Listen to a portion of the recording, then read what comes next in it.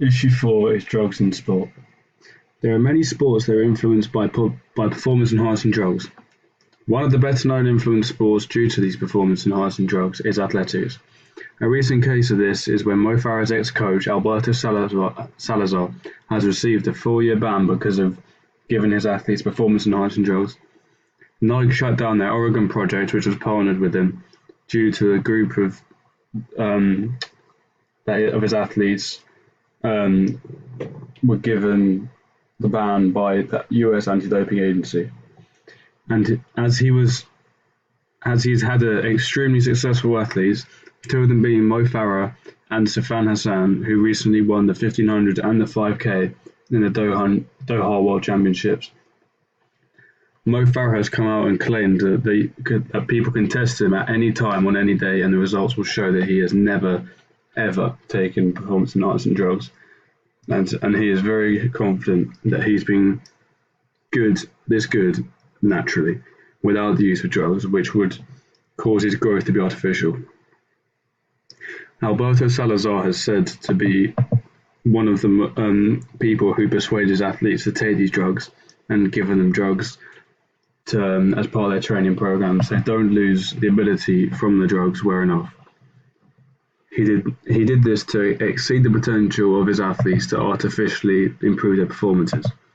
There has been a long history of drug taking in all sports since 776 BC.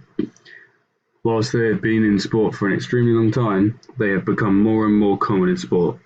Another example of huge performance-enhancing drugs was in 2017 when the Russian Olympic Committee had been suspended with immediate effect from the 2018 Winter Olympics. However, they did end up allowing Russian athletes with no previous performance-enhancing drug-taking violations, but they weren't allowed to represent their country. They had to represent the governing body of the particular sport instead.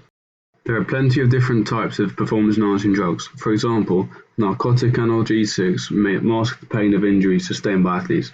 This can be used when an athlete has a severe injury so they can play through the pain.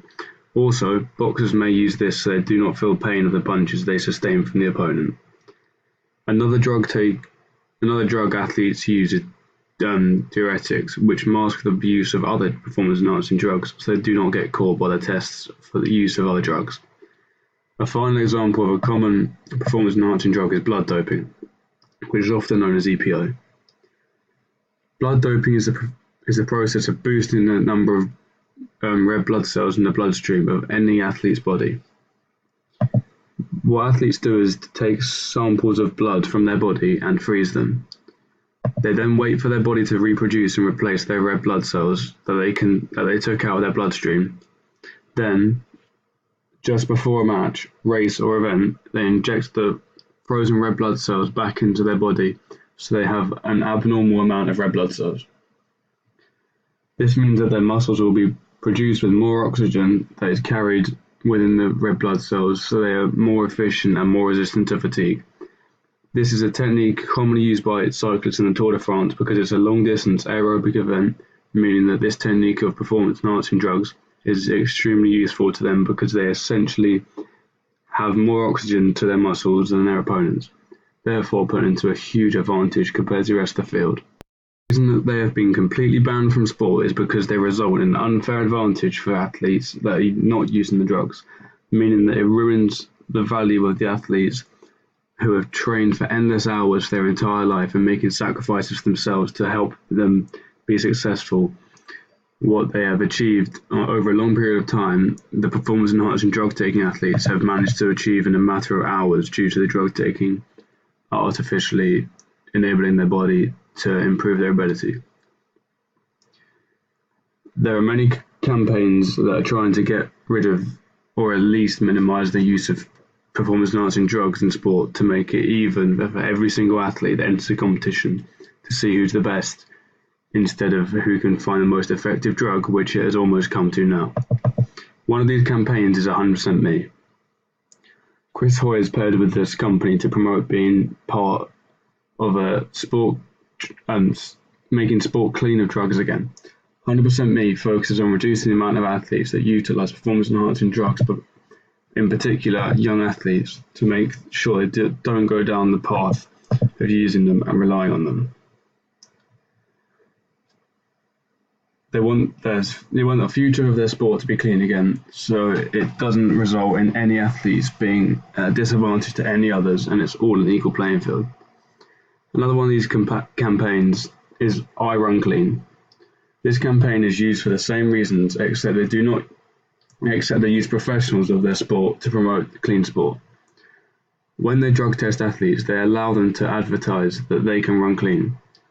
For example, in some athletics events where drug taking is common, when the athletes are drug tested beforehand and given the number on their vest, but it states I Run Clean in bold above their number to represent what can be done without the use of performance enhancing drugs to the public, to expose how good you can actually be without artificial improvement.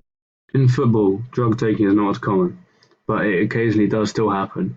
There has only ever been one player to fail a drug test in the Premier League, which led to a ban for an extended period of time due to the offence. Athletes and players are advised by governing bodies of their sport to expect a drug test at any time of the day, any day, and to be on their toes about it 24/7 because they're not aware of when they could be tested by the governing bodies of their sport. They are also warned that if they are caught to have been using performance-enhancing drugs, then they will serve a ban from competing in their sport. In conclusion, I think that drug taking is far too common and ruins sport. However, I do believe that we are approaching it in an appropriate way, but there should be stricter laws if they get caught. For example, if they're tested positive and are caught using performance-enhancing drugs, then they should serve a life ban and not just a bit of time away from their sport, because it spoils the sport for absolutely everyone and is selfish and naive of the athlete to be doing so. They know it's banned, but yet they still choose to do it just to get the achievement that they do not deserve.